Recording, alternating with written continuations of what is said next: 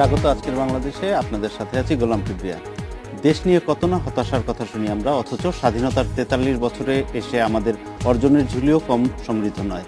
কৃষি, শিক্ষা, স্বাস্থ্য খাতের ঊর্ধ্বমুখী সূচকই এর বড় প্রমাণ। হালে বিজ্ঞান, প্রযুক্তি, শিল্প সংস্কৃতি আর ব্যবসা খাতে দেশ ছাপিয়ে বিদেশেও ছড়িয়ে পড়েছে আমাদের তরুণেরা। এমনই তরুণ প্রজন্মের চারজনের সাথে আজকের আলাপচারিতা। আলোচনার শিরোনাম সেই দিনেরই কাছে। কথা বলতে স্টুডিওতে আছেন এশিয়াটিক মার্কেটিং কমিউনিকেশন লিমিটেডের নির্বাহী পরিচালক অভিনেতা ইরেশ জাকের, আছেন হারভেস্ট রিচ অ্যাগ্রো ইন্ডাস্ট্রিজ লিমিটেডের ব্যবস্থাপনা পরিচালক নুসরাত বারী আশা, আছেন আলোকচিত্র শিল্পী ও সমাজকর্মী তসলিমা আক্তার এবং ব্র্যাক বিশ্ববিদ্যালয়ের চন্দ্রবোট প্রকল্পের দলনেতা জুনায়েদ হোসেন। স্বাগত আপনাদের। আপনি তো একাধারে ব্যবসায়ী, অভিনেতা, উপস্থাপক, আলোকচিত্রী, অনেক কাজ করছেন। এই কাজগুলোর বাইরে অন্য কি করার সুযোগ পেলে আপনি করতেন? অন্য একটা কাজ কোনটা করতে আপনি আগ্রহী হতেন যদি সুযোগ পেতেন? লেখক হতে চাইতেন। কি কারণে? এটা এখনো হতে চাই, because I think I like enjoy writing. তো লিখতে ভালো লাগে, আর লেখার বিষয়টা অনেক, এটা খুবই একটা শ্রমের বিষয়। লেখক না হলে মিউজিশিয়ান, গিটারিস্ট হতে। লেখক তো যে কোনো সময়ই হতে পারেন। আপনি এখনো যে কোনো বয়সী মানুষ লেখা শুরু করতে পারে। আপনি তো একটি এফএম রেডিওর সঙ্গে যুক্ত। এফএম রেডিওর প্রধান শ্রোতা আমরা যতদূর জানি যে তরুণরা। তো তরুণরা কি শুধু বিনোদনই চায় নাকি এর বাইরেও কিছু চায়? আমার মনে হয় তরুণদের কাছে যদি যেতে হয়, যে বাইরে কিছু যদি ওদেরকে দিতে হয়, তাহলে এটা ওদের মতন করে একটু দিতে হবে। মানে আমরা যদি ওদেরকে রাজনীতি হোক, সমাজ হোক, অর্থনীতি হোক, আমাদের যদি যে কোনো বিষয়ে ওদেরকে যদি আমাদের আকৃষ্ট করতে হয়, তাহলে এটা ওদের মতন করে জিনিসটাকে প্লেস করতে হবে। সো ওইটা একটু বিনোদনমূলক করতে হবে। এবং আপনি যদি দেখেন দেশ বিদেশে এখন ইভেন তরুণদের জন্যে কি বেশি, ইভেন নিউজ প্রোগ্রাম ওরা কিন্তু they are trying to tailor the language, the flavour. News, সেক্ষেত্রে কি নিউজের উপস্থাপনটা একটু ভিন্ন হতে হয় নাকি? হ্যাঁ, ভিন্ন, থ্রু স্যাটায়ার, থ্রু কি বলে কমেডি হতে পারে জিনিসটা, আর একটু এনার্জেটিক হতে পারে, আর একটু রিপ্রেজেন্টেশন ক্যান বি ইয়াঙ্গার। যেটা আমরা হয়তো আমাদের পাশ্চাত্য দেশে, ভারতে আমরা বারখা দত্তের যে প্রোগ্রামটা দেখি, অনেক বেশি অ্যাগ্রেসিভ, একটা অনেক বেশি ক্যান্ডিড, তরুণরা সেটা একটু পছন্দ করে। তো ওদের ল্যাঙ্গুয়েজটা একটু বিয়ে করতে হবে। আমাদের কিন্তু এখন পর্যন্ত আমরা যখন এখানে আমি তরুণদের রিপ্রেজেন্ট করছি অ্যাপারেন্টলি, কিন্তু আমি কথা বলছি বড়দের মতন, আমার সাদা দাড়ি। তো এইসবের তরুণরা কত বেশি, এবং আমার কথা কিন্তু আমার মনে হয়, যদিও তরুণ প্রজন্ম নিয়ে কথা বলছে, আমার কথা শুনছে বুড়ারা। তো এইসব নিয়ে এইসব করে কতটা তরুণদের কাছে যাওয়া যাবে, এই ব্যাপারে আমার কিছু সন্দেহ আছে। আচ্ছা, তরুণদের কাছে কিভাবে যাওয়া যাবে সেটা নিয়ে আসবো আপনার কাছে আমরা। আপনি তো ব্যবসার সঙ্গে যুক্ত, তো এটা কিভাবে ব্যবসায় আসলেন? পারিবারিকভাবে নাকি আপনার নিজের আগ্রহ থেকে? একটু জানতে চাচ্ছিলাম। পারিবারিকভাবে তো অবশ্যই এসেছিলাম, কিন্তু আমার আসার ইচ্ছাটাও খুব বেশি ছিল। কারণ আমার মনে হয়েছে যে যদি আমরা ব্যবসা বা আমরা যে ক্যারিয়ারটা আমরা চুজ করি না কেন, এখানে যদি আমাদের ইয়াং থট প্রসেস বা আগামী জেনারেশনকে যদি টার্গেট করে আমরা এগিয়ে যেতে চাই, আগামী 30 বছর যদি ধরে নিচ্ছি, যদি আমার ক্যারিয়ার আমি এখানে দিতে চাই, বাংলাদেশে কাজ করতে চাই, তাহলে আমার মনে হয় প্রথম থেকেই যদি আমি প্রফেশনালভাবে কাজগুলো শুরু করি, তাহলে আমি এখানে অনেক বেশি বড় অবদান রাখতে পারবো। সেটা পরিবারের জন্যই যে হতে হবে তা না, আমার সমাজের প্রতি আমার কিছু দায়িত্ব আছে, সেখান থেকে আমার চিন্তা করে আসা আর কি। অবশ্যই। আরেকটা বিষয় জানতে চাচ্ছি, আপনার যে ব্যবসার ধরন, যেটা আমি অনুষ্ঠান শুরুর আগে আপনাদের ওয়েবসাইট ঘেটে দেখলাম, রিচ ফুড, সেটা হচ্ছে হিমায়িত খাদ্য, যেটা গরম করে খায়।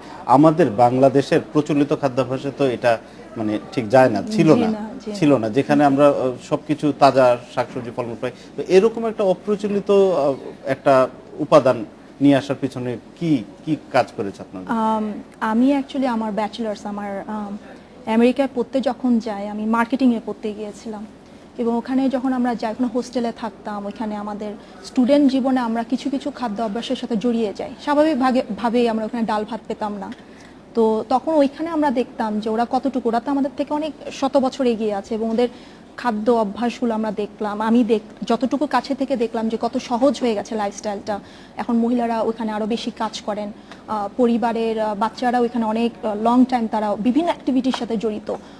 ওখানে অ্যাপার্টমেন্ট কালচারগুলো, আরবানাইজেশন আমরা যেটা বলি, ওগুলো দেখে আমি দেখলাম যে না, ওরা অনেকটুকু এগিয়ে গেছে এগ্রিকালচার সেক্টরে, যেটা আমরা বলি যে আমাদের দেশে কৃষিভিত্তিক আমাদের যে দেশ, এই জায়গায়ও যে আমরা ভ্যালু অ্যাডিশন করতে পারি। এবং ইউ আর অ্যাবসলিউটলি রাইট, যখন আমি প্রথম আসি এখানে শুরু করি মার্কেট সার্ভে করে, তখন যে ছিল না, ছিল, হ্যাঁ, এবং কিছু ব্র্যান্ড হয়তো বা কাজ করছিল, কিন্তু আমার প্রথম কাজটা ছিল যে না, এটা আমি হলো ম্যাস মার্কেটটাকে আমি টার্গেট করে সারা বাংলাদেশের মানচিত্রটাকে দেখে, যে শুধু এটা কেন গুলশান বনানীতে থাকতে হবে, আমার প্রোডাক্ট যদি আজকে ধরে নেন কক্সেস বাজারে পাওয়া যায়, বা আমার প্রোডাক্ট যদি আজকে গোবিন্দগঞ্জে পাওয়া যায়, রংপুরে পাওয়া যায়, কেন পাওয়া যাবে না? হ্যাঁ, সেই জায়গাটার থেকে আমার আশা। এবং আরেকটা ভাবে আমরা দেখি যে ফ্রোজেন ফুড বলতে কিন্তু আমরা ভাবে বোধহয় এটা মনে হয় হিমায়িত মানেই হলো অনেক দিনের ব্যাপার, হ্যাঁ টাটকা হয়তো বা না, কিন্তু আপনি যদি প্রপার টেকনোলজিতে ইনভেস্ট করেন, সেটা আমি ওখানেও দেখেছি। আমি অনেকগুলো ফ্যাক্টরি ভিজিট করেছি পৃথিবীর বিভিন্ন দেশে, এবং দেখলাম যে এই হিসেবে আপনি ফ্রেশনেস কিন্তু পৌঁছে দিতে পাচ্ছেন আপনার ভোক্তাদের কাছে,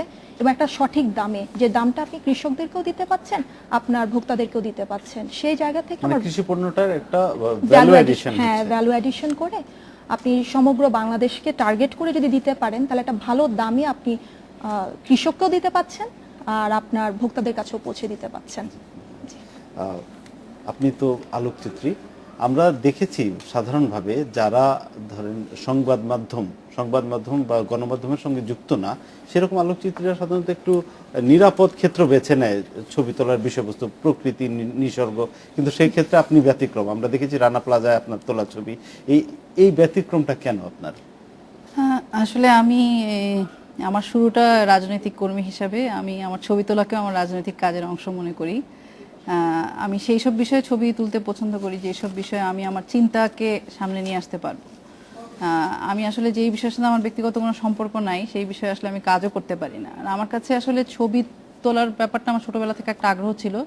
যখন ছবি তোলা শিখতে যাই, ছবির জগতের সাথে পরিচিত হই, তখন দেখি যে চারপাশে অনেক বেশি ফুল, লতাপাতা, প্রকৃতি ইত্যাদি ছবির সাথে আমার পরিচয় হয়। কিন্তু আমার কাছে মনে হয় যে আসলে আমাদের দেশ, আমাদের সমাজকে যদি সত্যিকার অর্থে সমাজটা কি সেটাকে হাজির করতে চাই, তাহলে আমাদের সমাজের অন্যান্য বিষয়গুলোকেও আনতে হবে। আপনার ছবির বিষয়বস্তু কি তাহলে? কি মানুষ? ছবির বিষয়বস্তু মানুষ, এবং আমি ডকুমেন্টারি করতে পছন্দ করি আর কি। রানা প্লাজার অভিজ্ঞতা একটু বলুন। আমি আসলে প্রায় 6 বছরের উপরে সময় ধরে গার্মেন্টস শ্রমিকদের জীবন নিয়ে কাজ করছি। যখন আমি আলোকচিত্রীর শিক্ষার্থী হিসেবে ছিলাম, এখনো আমি শিক্ষার্থী, কিন্তু যখন আমি পাঠশালায় শুরু করি তখনই আমি আসলে গার্মেন্টস শ্রমিকদের জীবন নিয়ে কাজ শুরু করি, এবং তার পরবর্তী সময় আমি নিজে গার্মেন্টস শ্রমিক সংগঠনে যুক্ত হই, শ্রমিক সংগঠন করি আমরা বন্ধুরা মিলে। তো এরপরে রানা প্লাজায় এই মানে এই 6 বছরের ধারাবাহিকতায়, রানা প্লাজার আগেও তো কয়েকটা ঘটনা ঘটেছে, তাজরিনের অগ্নিকাণ্ড দেখেছি আমরা, এরকম ওগুলোতেও কি আপনি গিয়েছিলেন? হ্যাঁ, ওগুলো তো গিয়েছিলাম, কিন্তু আমার কাছে আসলে গার্মেন্টস শ্রমিকরা তো আমাদের মতোই মানুষ। অবশ্যই। বাংলাদেশের বিরাট সংখ্যক তরুণরা সেখানে কাজ করছেন। তো সেই জায়গা থেকে আমার কাছে মনে হয়েছে যে এখনকার সময়ে নিরাপত্তার প্রশ্নটা শ্রমিকদের খুব জোরের সাথে সামনে আসছে। তাজরিনের ঘটনা বা রানা প্লাজার ঘটনা, কিন্তু তাদের প্রাত্যহিক জীবনের যে প্রতিদিনের ঘটনা, সেগুলো সেই বিষয়গুলাও আমি তোলার চেষ্টা করেছি। কিন্তু রানা প্লাজা বা তাজরিনের ক্ষেত্রে, যেমন তাজরিনের অনেক রাতে আগুন লেগেছিল, সেখানে আমি যাই, ছবি তুলি। পরবর্তীতে রানা প্লাজার সময়ও আমি আসলে পুরো সময়টাই ওখানে ছিলাম। চন্দ্রবোটের যখন প্রকল্পটা চলছিল, এটা যে সারা বিশ্বে এরকম হইচই ফেলে দেবে, সেটা কি ভেবেছিলেন আপনারা? না, কোনো রকম ধারণা ছিল না। এর ব্যাকগ্রাউন্ডটা একটু বলেন, কোত্থেকে এই চন্দ্রবোটের আইডিয়া আপনাদের আসলো মাথায়? 2011 সালে নাসা একটা প্রোগ্রাম অ্যানাউন্স করে, যেটা সারা ওয়ার্ল্ড থেকে একটা রোবোটিক ডিজাইন ওরা চাচ্ছিল। সেটার এমন একটা রোবট ডিজাইন করতে হবে যেটা চাঁদের মাটিতে চলতে সক্ষম। ওদের কিছু স্পেসিফিক টাস্ক আছে, চাঁদের কিছু লেগোরিথ স্যাম্পল কালেক্ট করা, সেগুলো কালেক্ট করে একটা নির্দিষ্ট জায়গায় ফেলতে হবে। সেই লেগোরিথ বা স্যাম্পলটা আমাদের পৃথিবীতে চলে আসবে। তো এরকম একটা টাস্ক ওদের ওয়েবসাইটে দেখি। তো তখন আমরা একটা টিম ফর্ম করে জাস্ট অ্যাপ্লাই করার জন্যই করা, দেখি আমরা আসলে পারি কি না। তখন পর্যন্ত আমাদের বিশ্বাস বা কোনো রকমের ধারণা ছিল না যে আমরা এরকম একটা বড় মাপের প্রকল্প আমাদের দেশে করা সম্ভব বা আমরা করতে পারবো। তো তখন আমাদের কাজ শুরু করি 2011 সালে। তো 2011 সালে আসলে আমরা ওরকম সাফল্য লাভ করি না। তো আমরা একটু আশাহত হই, আবার একটা আত্মবিশ্বাসও ছিল যে একবার পারি না, নেক্সট বার হয়তো পারবো। তো সেম প্রজেক্ট 2012 সালে নাসা আবার এই ইভেন্টটা অর্গানাইজ করে সেম প্রজেক্টের জন্য।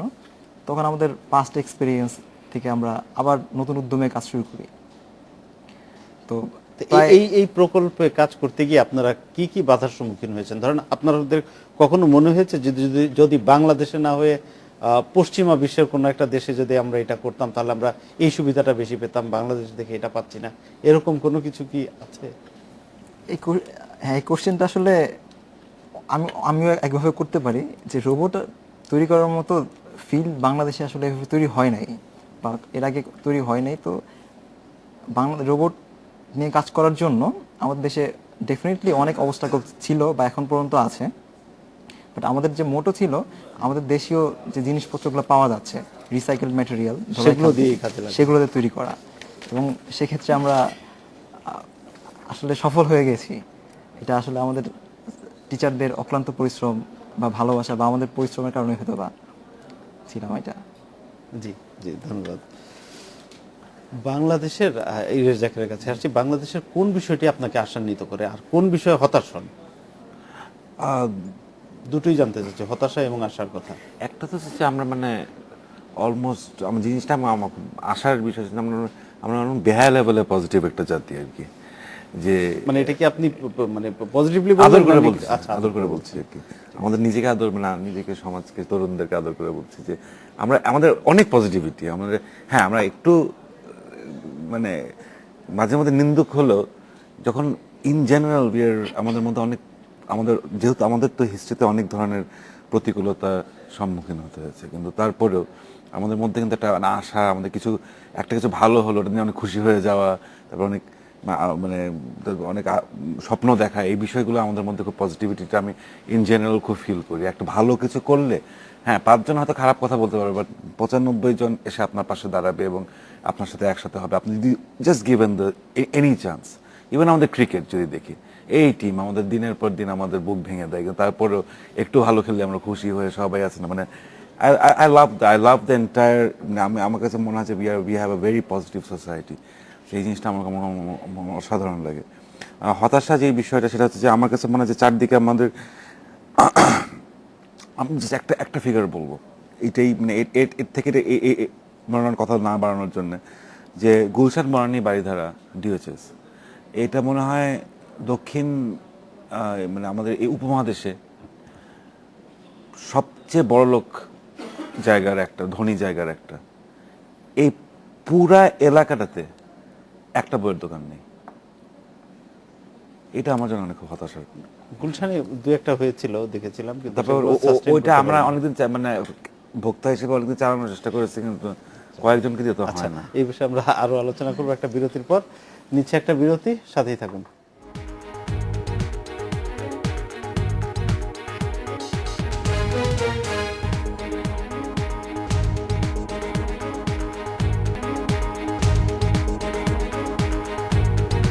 বিরতির পর ফিরে এলাম। আজকের বাংলাদেশে যে প্রসঙ্গে কথা হচ্ছিল ব্যবসা নিয়ে, বাংলাদেশে তো একসময় মনে করা হয়েছিল বোতলজাত পানি সেটাও একটা মানে ব্যবসা করবে কিনা সেটা নিয়ে একটা সন্দেহ ছিল।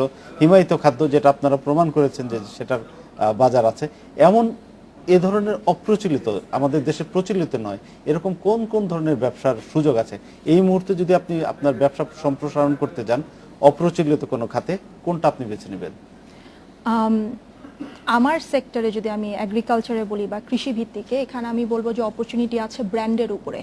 আমরা যদি ব্র্যান্ড ভিত্তিক কিছু, যে সোশ্যাল ব্র্যান্ড আমরা যদি বলি যে আমি কিছু প্রোডাক্ট করছি, ধরে নেন আমার হিমায়িত প্রোডাক্টের মধ্যে আমি যদি আরও ব্র্যান্ডের উপর ফোকাস করতে পারি, এটার একটা মার্কেট আছে। সেটা হতে পারে মনে করেন স্ন্যাক্স, যে কোনো স্ন্যাক্স যুক্ত আরও। কিন্তু এটা কি ইতিমধ্যে আছে না? আমরা জানি স্কয়ার করছে, ব্র্যাক করছে, বিভিন্ন কোম্পানিগুলো করছে তো কৃষিজাত পণ্য, চাল ডাল সবকিছুই প্যাকেট হয়ে আসছে, ব্র্যান্ডেড হয়ে আসছে। জি, কিন্তু আমি ওইটাই বলছি যে আমাদের দেশে কিন্তু বেশ কয়েকটি কোম্পানি করছে, কিন্তু ভবিষ্যতে যেটা করতে হবে সেটা হলো আরও যদি আমরা ভ্যালু অ্যাডেড করতে পারি। মনে করেন চাল ডাল তো বেসিক আমরা প্রোডাক্ট বলছি, ধরে নেন স্ন্যাক্সের ব্যাপারে আমরা যদি আলুর উপরে, হ্যাঁ শুধু বেসিক আলু না, আমরা ফ্রোজেন পটেটোর উপরে, আমি একটা প্রোডাক্ট আছে আমার যেটা আমরা মার্কেট করি হোল বাংলাদেশে, সেটা হলো ম্যাককেইন একটা ব্র্যান্ড, এটা আমেরিকান একটা ব্র্যান্ড যেটার এজেন্সি আমরা হোল্ড করি বাংলাদেশে।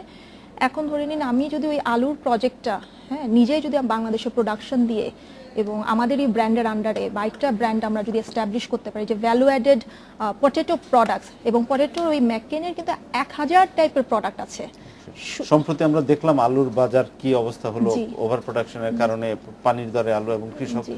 আলু রাস্তায় ছেড়ে দিল। যদি এমন কিছু করা যায়, ভ্যালু অ্যাড করা যায়, তাহলে হয়তো কৃষকরা বেঁচে না যাবে। আমরা আলু এরকম। ভাবি হয়তো বা শুধু চিপস বানানো সম্ভব, কিন্তু আলু তো শুধু চিপস না, আপনি যদি বাইরে যান তখন দেখবেন যে Potato হাজার flaps, hash potato, hash browns থেকে শুরু করে ক্রকেট থেকে শুরু করে স্মাইলিস থেকে শুরু করে মানে হরেক রকম প্রোডাক্ট, হ্যাঁ ইভেন স্টার্চও হয় জি আলুর স্টার্চ থেকে। এবং বাই প্রোডাক্ট দিয়ে কিন্তু আপনার একটা বিশাল ইন্ডাস্ট্রি হতে পারে।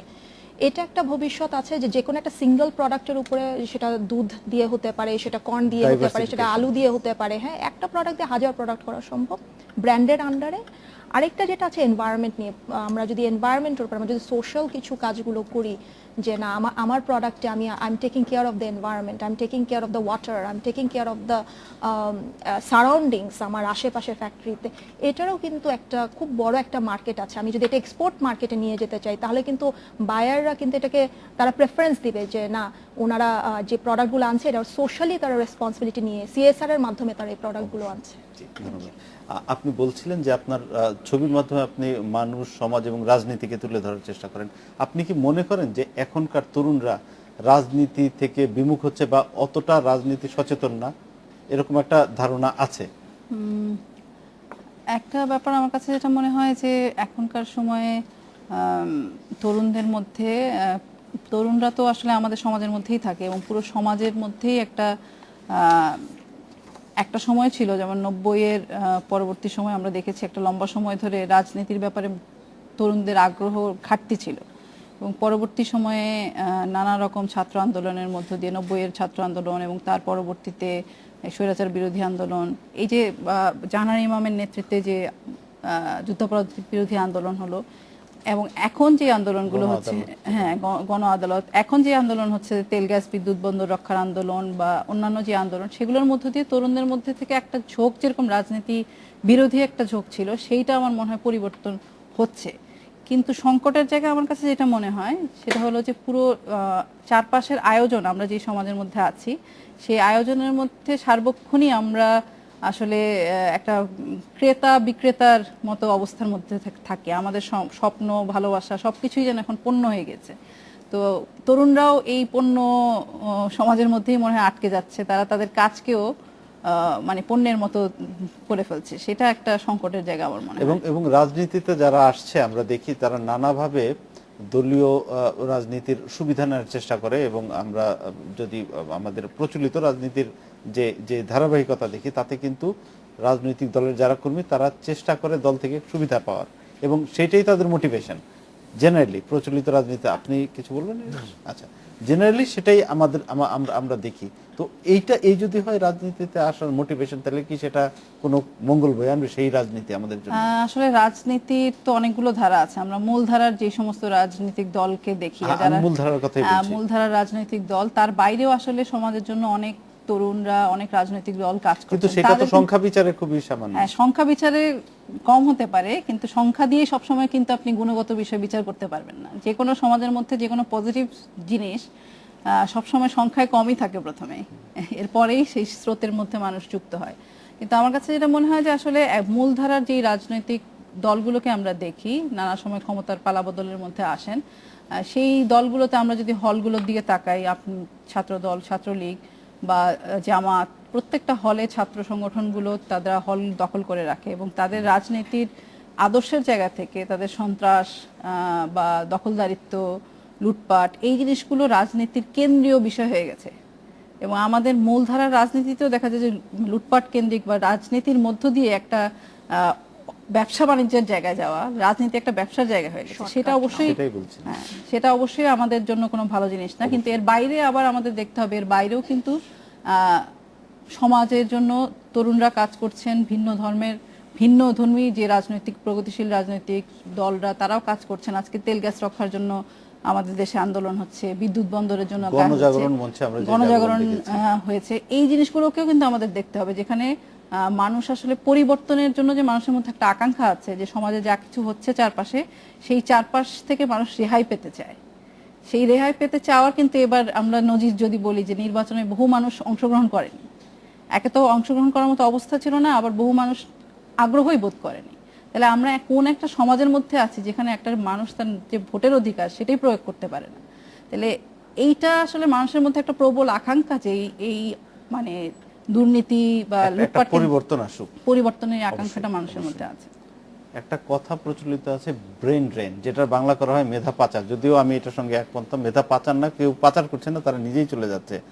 আমাদের দেশের তরুণ যারা মেধাবী অনেকেই বিদেশে বা দেশের বাইরে গিয়ে তারা সেটেল করছে নানা কারণেই। এই যে মেধাবী তরুণদের একটা অংশ চলে যাচ্ছে এবং তারা ফিরে আসছে না, তাদেরকে ফিরে আনার জন্য কি কি উদ্যোগ নেওয়া দরকার মনে করেন? ধরেন আপনি গেলেন বিদেশে একটা বড় সুযোগ পেয়ে, কেন আপনি ফিরে আসবেন? কোন মোটিভেশন, কিসের আকর্ষণে ফিরে আসবেন যদি ফিরে আসতে হয়? আচ্ছা, এই এই উত্তর দেওয়ার আগে আমি আগের যে কোশ্চেনটা ছিল সেটা sure. একটু বলতে যাচ্ছি। আমাদের দেশের সিনিয়রিটি এরকমের, আমার স্কুলে বা কলেজে দেখেছি যে একটা স্কুলের সবচেয়ে বখাটে ছেলে অথবা যে একটু অন্য টাইপের ছেলে, এরা পলিটিক্স রিলেটেড হয় সাধারণত, আমার অবজারভেশন এটা। আচ্ছা, আমি অফেন্স না, জাস্ট আমার এক্সপিরিয়েন্সটা বলতেছি। তো যেটা দেখা যাচ্ছে না, এটা আমাদের দেশে হয়তো বা উল্টা, কিন্তু আমাদের দেশের জন্য আসলে তারাই হচ্ছে আমাদের জনপ্রতিনিধি অথবা আমাদের রিপ্রেজেন্ট করে। তো এই ক্ষেত্রে আমাদের মাস পিপল, যারা ট্যালেন্টেড ছেলে পেলে অথবা যারা কাজ করতে ইচ্ছুক, তারা আসলে ওই ধরনের অপরচুনিটি পাচ্ছে না। যেরকম একটা পলিটিক্যাল ফিগার, আমি যদি একটা আওয়ামী লীগ অথবা বিএনপিতে অথবা যে কোনো রাজনৈতিক দলের সাথে নাম লিখাই, তাহলে আমি যেরকম একটা স্কোপ পাবো, আমি একটা সাধারণ ছেলে অনেক মেধাবী, সে আসলে এরকম অপরচুনিটি পাচ্ছে না। এই একটা কারণ আমাদের দেশের মেধা পাচার। আসলে মেধা পাচার না, আপনি ঠিক বলছেন একদম, যে ছেলেপেলের স্কোপ নাই কাজ করার জন্য। আর আমাদের দেশে যদি ছেলেপেলে যারা বাইরে আছে, অনেক ট্যালেন্টেড ছেলেপেলে, যেমন আমাদের অনেক ছেলেপেলে বিভিন্ন দেশে কাজ করতেছে, পত্রিকায় প্রায় আমাদের দেখি, এদের যদি আমাদের দেশে আনতে হয়, তাদের একটা ক্ষেত্র তৈরি করতে হবে কাজের। সেই ক্ষেত্রগুলো হতে পারে যে ফিল্ডগুলো নিয়ে আমরা আসলে আমাদের দেশে অ্যাপ্লিকেবল, সেই ফিল্ডগুলো নিয়ে কাজ করার জন্য আমরা ক্ষেত্র তৈরি করি, তাহলে আমরা একমাত্র তারা এখানে আসবে। আর একটা সুষ্ঠু পরিবেশ দরকার। একটা প্রবাদ বাক্য আছে, যে দেশে আসলে মেধাবীর কদর নাই, সে দেশে মেধাবী জন্মাতে পারে না। তো ব্যাপারটা এরকমভাবে, যে দেশে মেধাবী মানে অবস্থান নাই, আমরা তো কদর করি মেধাবীদের, যারা মেধাবী তাদেরকে আমরা যথেষ্ট কদর করি না? ব্যাপারটা আসলে ডিপেন্ড করে কোন কোন ক্ষেত্র বিশেষে। তো আমাদের যেটা বললাম, যে একজন সাধারণ রাজনৈতিক কর্মী, সে যেরকমের অপরচুনিটি পায়, একটা অনেক এক্সট্রাঅর্ডিনারি ট্যালেন্টেড ছেলে, সে কিন্তু ওই ধরনের অপরচুনিটি পাবে না। এটা মানে হচ্ছে দলীয় আমাদের দেশের- বিবেচনায় আচ্ছা, তাদেরকে এখানে আমি অনেক একটু বলতে চাই, উনি যেটা বলছিলেন যে মানে যারা রাজনীতি করছেন তাদেরকে উনি বখাটে বা ইত্যাদি হিসাবে দেখছেন। না, আমার অবস্থান সেরকম ছিল না।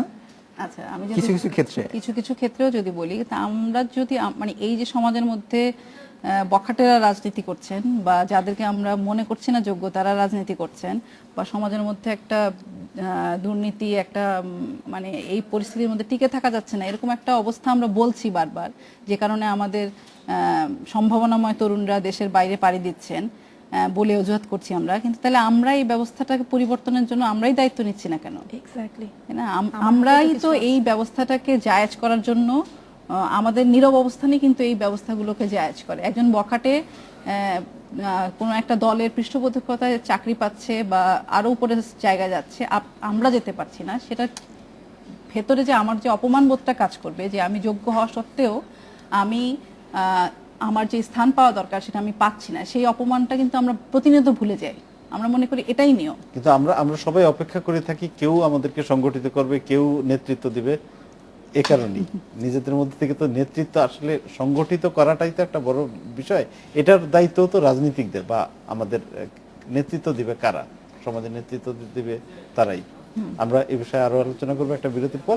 নিচ্ছে একটা বিরতি, সাথে থাকুন।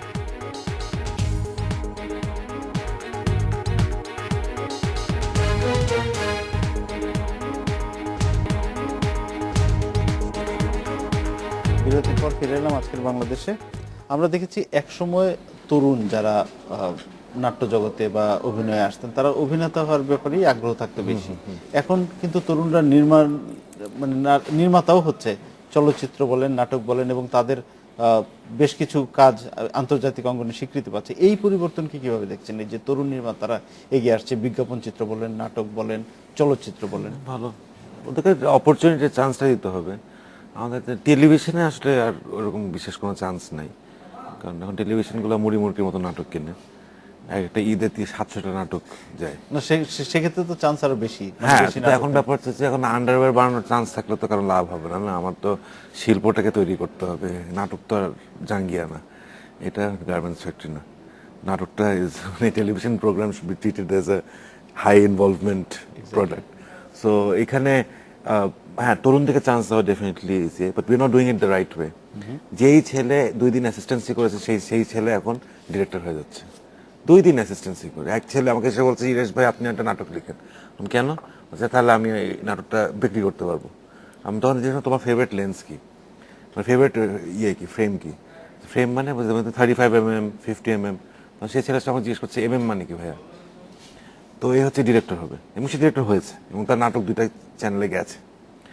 সো আমার মনে হয় যে ওভার ইনফ্লাক্স অফ ইউথ। আমাদের প্রবলেম যেটা হচ্ছে যে আমাদের obviously we have very talented people, আমাদের আদনান আলারজি, রেদওয়ান রনি, হ্যাঁ, অনেকের নামে করা হয়। অনিমেষ। সম্প্রতি আমাদের শুনতে কি পাও এই চলচ্চিত্রটা বেশ আন্তর্জাতিক তো অঙ্গনে বেশ আমাদের ভালো ভালো মেকার ডেফিনেটলি আছে, বাট আমাদের আই থিঙ্ক যেটা আমাদের করা উচিত এখন, যেটা নাটক মানে সেটা নির্মাণ হোক, অভিনয় হোক, শেখানোর একটা ব্যবস্থা করা উচিত, যাতে প্রপার একটা মেথডে, মানে একটা প্রপার আপনি কি একটা ইনস্টিটিউশনের কথা বলছেন? ইনস্টিটিউট, গভর্নমেন্ট থেকে হোক, সেটা নন গভর্নমেন্টাল হোক, একটা ইনস্টিটিউট লাগবে যেখানে মানুষ এসে শিখে গ্র্যাজুয়েট করে প্রপার ওয়েতে আমরা ইন্ডাস্ট্রি বিল্ড করতে পারবো। কারণ যেটা হয় যে 10 জন ভালো মেকার যদি ভালোভাবে শিখে পড়াশোনা করে নিজের দায়িত্বে নিজেকে শেখায়, বাকি 100 জন জাস্ট এখানে এসে ডিরেক্টর হব বা স্টার হব বা অ্যাক্টর হব, কোনোভাবে একটা মাসে একটা টাকা কামাবো, ওই ইয়েতে আসে। সো ওটাকে ফিল্টার আউট করার একটা বিষয় আছে। কারণ আর আমাদের এখন টেলিভিশন যে অবস্থা, 700-8টা যদি হয়, তার মানে ডেফিনেটলি খারাপ আর ভালোর মধ্যে বিবেচনাটা আর করা হচ্ছে না, যা আসে সেটাই দেওয়া হচ্ছে। সো আমাদের ওই সিচুয়েশন, আমাদের একটু মেরিটোক্রেসি এখানে আমাদের। আচ্ছা, এই যে ঈদ বা বিভিন্ন উপলক্ষ কেন্দ্র করে 700-800 নাটক, এই জিনিসটাই বা কেন ডেভেলপ করলো?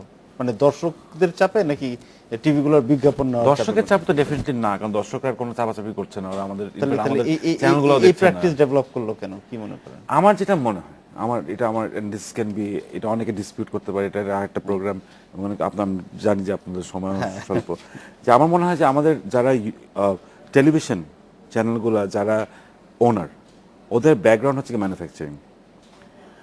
ম্যানুফ্যাকচারিং ইউজুয়ালি গার্মেন্টস, না হলে ফার্মাসিউটিক্যাল সামথিং। ম্যানুফ্যাকচারিং এতে যে ইউজুয়াল মোডালিটি অফ ইনভেস্টমেন্ট হচ্ছে কি হাই ক্যাপিটাল ইনভেস্টমেন্ট, লো অপারেটিং ইনভেস্টমেন্ট।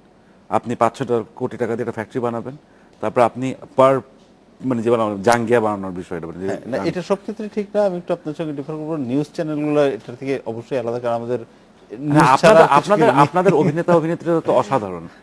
ওনারা যেরকম পারেন, আমাদের পলিটিক্যাল পার্টিরা যেরকম ড্রামা ক্রিয়েট করতে পারে, আমরা তো চাইলেও পারবো না সেরকম করতে, সেটা বিষয় না। নিউজ চ্যানেল আর ডিফারেন্ট। আমি think talking about non fiction channels. In case of non fiction channels, তখন যেটা হয় আমার মনে হয় ওই মাথা গোটা থাকে যে আমি 200 কোটি টাকা দিয়ে টিভি বানালাম, তো তারপরে আমার ফার্স্ট উইকে আমার প্রোগ্রামে, আমার লঞ্চিং উইকে আমার প্রোগ্রামে পার প্রোগ্রাম বাজেট হচ্ছে 30,000 টাকা।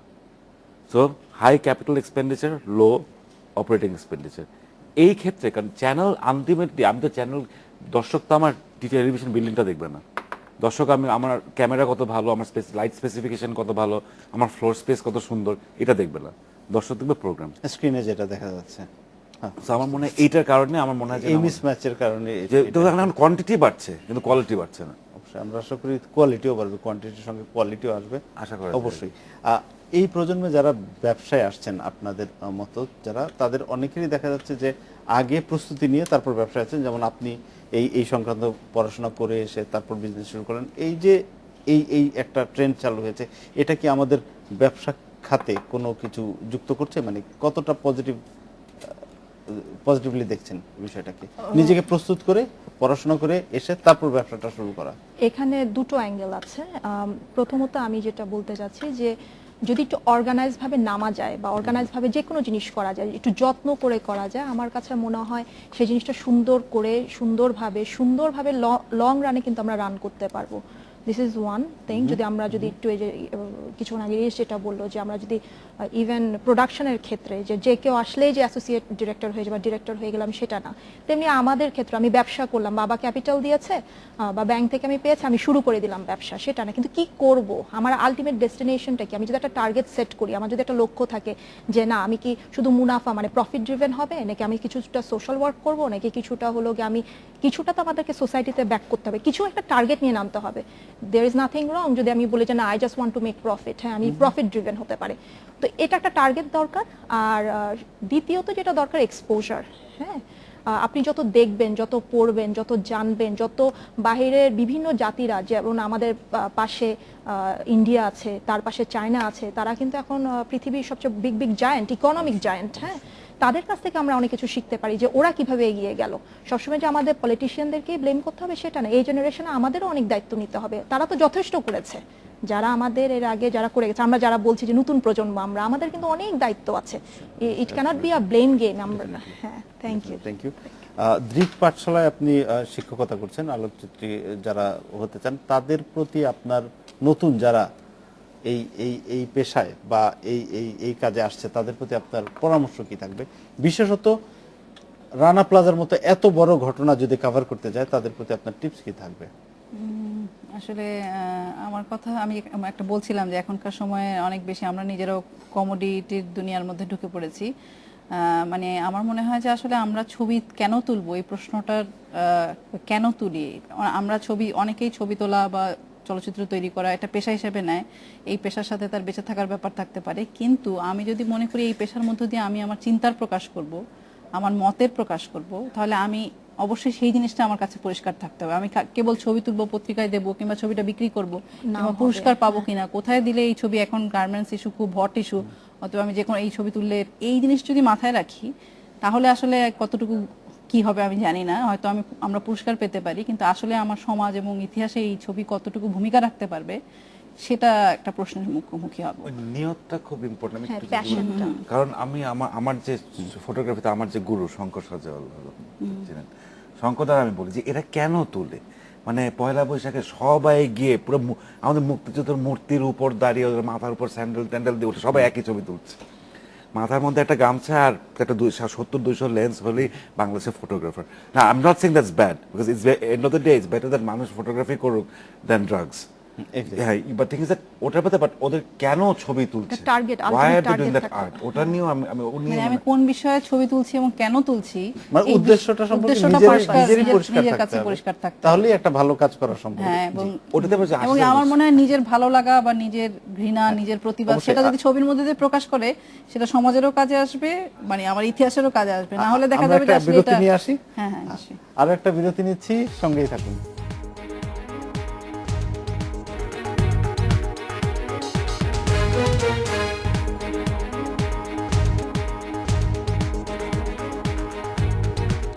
বিরতির পর ফিরে এলাম। আজকের বাংলাদেশে যে বিষয় নিয়ে কথা হচ্ছিল, কাজটি করার আগে উদ্দেশ্য সম্পর্কে পরিষ্কার থাকতে হবে আপনি হ্যাঁ, বলছিলেন। আমাকে যখন আমাদের পাঠশালার কোনো ছাত্র জিজ্ঞেস করেন যে আসলে কোন বিষয় নিয়ে কাজ করবেন, তো আমি প্রায় বলি যে আপনার মানে খুব সমাজ রাজনীতি এসব না নিয়ে খুব সহজ সরলভাবে আমি বলি যে নিজের ভালো লাগা বা রাগ বা ঘৃণা এই সমস্ত বিষয় যার মধ্যে আছে সেই বিষয় নিয়ে কাজ করলে এবং নিজেকে না ঠকিয়ে নিজের কাজের প্রতি সৎ থাকলে সেই কাজ অবশ্যই গুরুত্বপূর্ণ হবে আমাদের সবার জন্য। যেমন আমি বাংলাদেশের গার্মেন্টস শ্রমিকদের জীবন নিয়ে প্রায় 6 বছর ধরে ছবি তোলার কাজ করছি, পাশাপাশি এটাকে আমি মনে করি এটা একটা দলিলায়নের কাজ, একই সাথে আমি শ্রমিক সংগঠনের সাথেও যুক্ত আছি। তা আমার কাছে মনে হয়েছে রানা প্লাজার ছবিও যখন সারা দুনিয়াব্যাপী একটা প্রচারিত হয়েছে, আমার কাছে মনে হচ্ছে এই ছবি যদি বিন্দুমাত্রভাবেও বাংলাদেশের শ্রমিকদের যে আপনার তোলা একটা অবস্থা, ছবি টাইম ম্যাগাজিনের শ্রেষ্ঠ ছবির মর্যাদা স্বীকৃতি পেয়েছে। হ্যাঁ, তো আমার কাছে মনে হচ্ছে এই ছবিটা যদি মানে এই ছবি বা বাংলাদেশের শ্রমিকদের অবস্থা, যেহেতু এটা কোনো দেশীয় শিল্প না, আন্তর্জাতিক শিল্প, তো এই বিষয়টা সারা দুনিয়াতেই জানা দরকার যে শ্রমিকদের অবস্থা কি। শ্রমিকদের অবস্থার পরিবর্তনে যদি এই ছবিগুলো কোনো ভূমিকা রাখতে পারে তাহলে সেটা খুব গুরুত্বপূর্ণ হবে।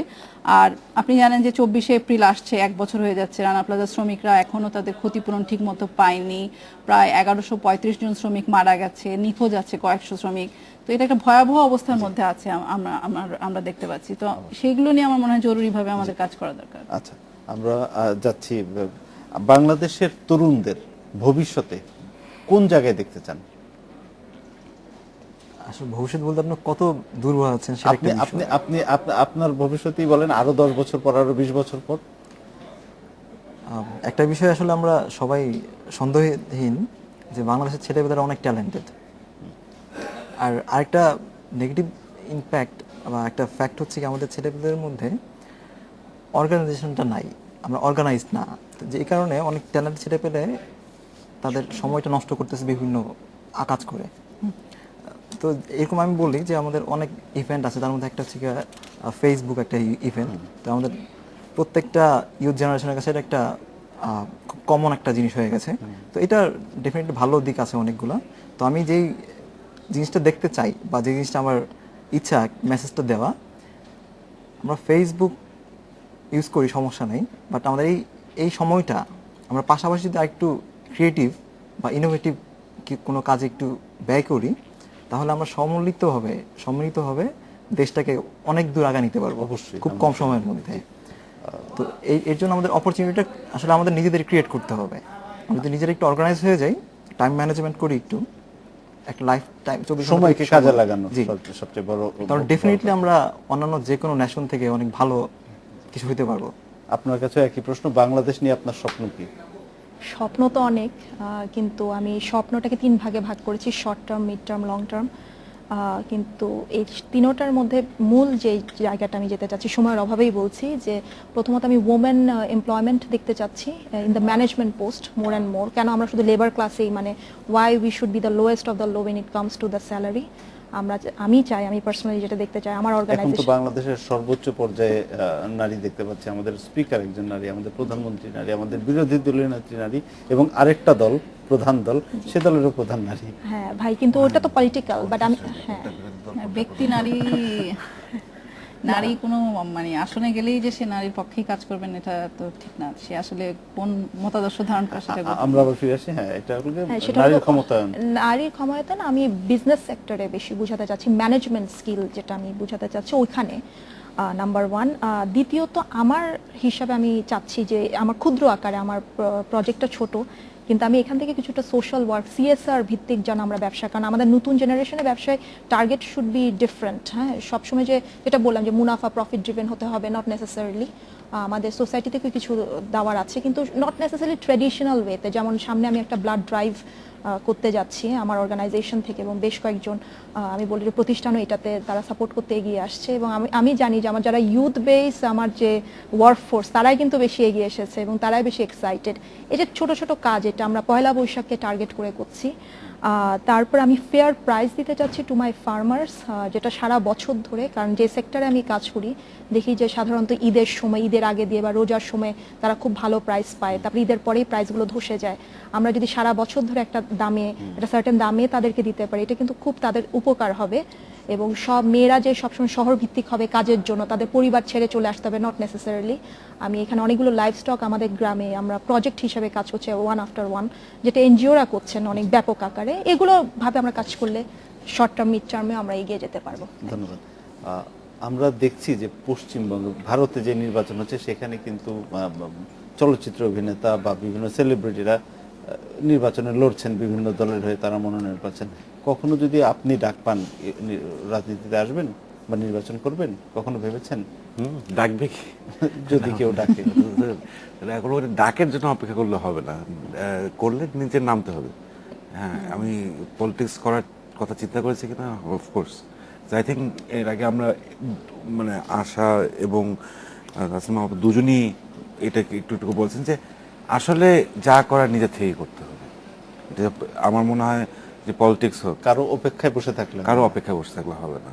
কেউ যদি আমাদের we have to be the change. একটা কথা আছে, you have to be the change that you want to see in society. I think আমাদের যদি পলিটিক্স নিয়ে আর কত ঘ্যানোর এন্ড অফ দ্য ডে, এখন আমার মতন একটা মানুষ যে যার ফাইন্যান্সিয়ালি আমি আই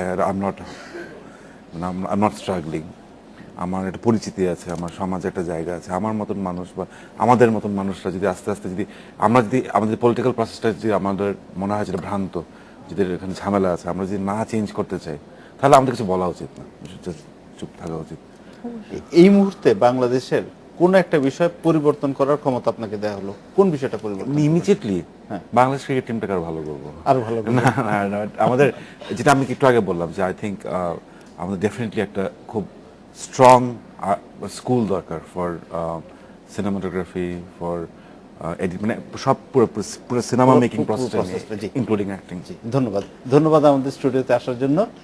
এই ছিল আজকের বাংলাদেশ। দেখা হবে আগামী রোববার এই সময়ে। শুভরাত্রি।